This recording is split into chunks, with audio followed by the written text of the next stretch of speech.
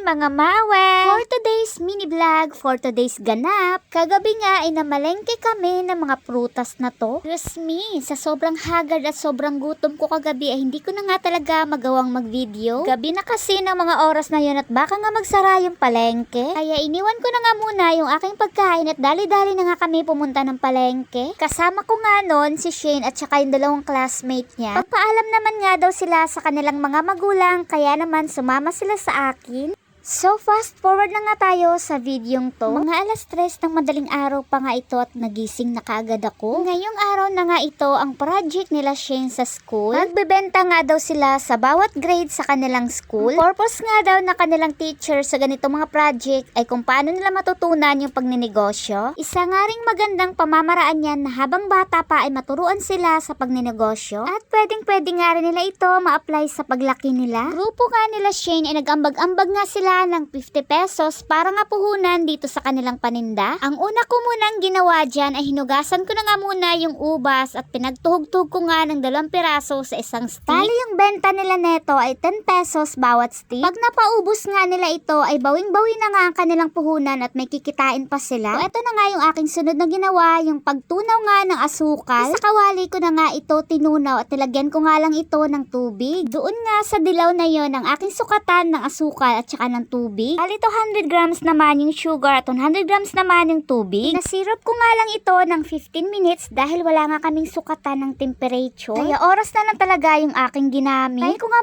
muna yung sugar na syrup sa tubig kung nabubuo na. Nung okay na, isinawsaw ko na nga muna itong ubas at didiretso ko na nga dito sa may malamig na tubig. So ayun, na tumigas talaga siya at dumikit pa nga itong dalawa. Inilagay ko na nga muna ito sa may dahon ng saging at saka pinatuyo ko nga ito sa may electric pan. Noong nakagawa na nga ako ng medyo marami ay trinay ko na nga ito kung tutunog ba.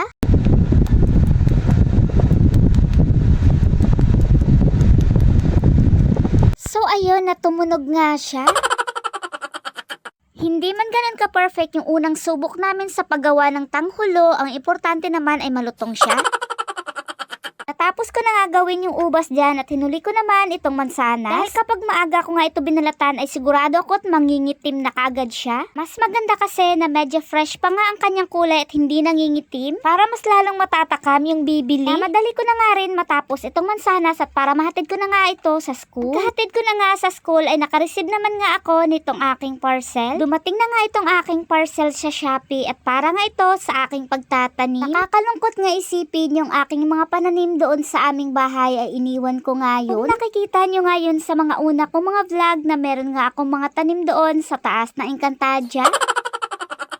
Nung umalis nga kami doon at para mga upahan ay iniwan ko nga yun sa aking tiyahin. Dahil siya na nga ang nakatira doon sa ibaba. Para na nga rin may maharvest siya at hindi na nga siya pabili-bili ng gulay. Dahil sa totoo nga lang talaga mga kamamshi, mga mawe ay napakamahal nga talaga kahit gulay dito sa isla. Kaya umorder nga ako neto para sa aking pagtatanim dahil gusto ko nga rin magtanim dito sa aming inuupahang bahay ng mga gulay. Para nga rin makamenos gastos ako kahit man lang sa mga gulay. Napakamahal din talaga ng mga gulay dito sa isla ng Boracay. Kaya magpupursige ka nga talaga magtanim. Kahit man lang sa gulay ay makakatipid ka. Tutuwa nga ako sa seller na aking pinag-orderan at meron nga siyang pa-free seed. Mustasa nga ang kanyang binigay na pa-free. So after ko na nga mahalo yung kukupit, loam soil, carbonized rice hull at saka ng vermicast, nilagay ko na nga ito sa sako at dito nga ako magtatanim. Hindi na nga ako bumili dyan ng pagtatamnan at pwede naman nga itong sako para menos gastos na rin. Saluyot nga itong aking tinatanim. Hiningi ko nga ang mga tangkay na to kay Beshi at ang sabi ko ay tatanim ko nga ito. Kapatubo na rin pala ako ng ganitong gulay dati. Meron nga rin pala akong tanim na ganito sa aming bahay dati. Lagyan ko nga rin yon ng mga abono kaya mataba. At pinipitasan ko nga yon kapag magluluto nga ako ng ginataan or di kaya kapag ako nga ay maglalaswa.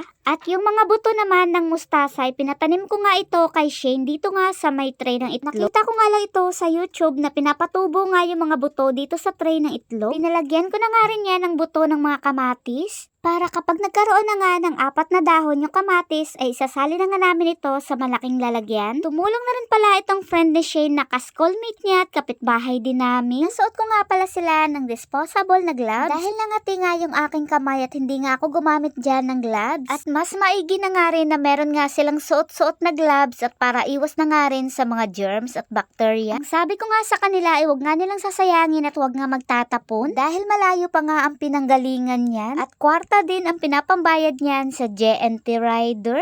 Charis. At salamat talaga sa seller at napakagandang quality ang kanyang binigay sa akin. I-update ko kayo guys sa mga susunod na araw kung tumubo na nga ba itong aming itinanim. Hanggang dito na lang muna yung aking video. Paki-follow na rin po ng aking page, like and share na rin po ng aking mga video. At thank you for watching. Bye!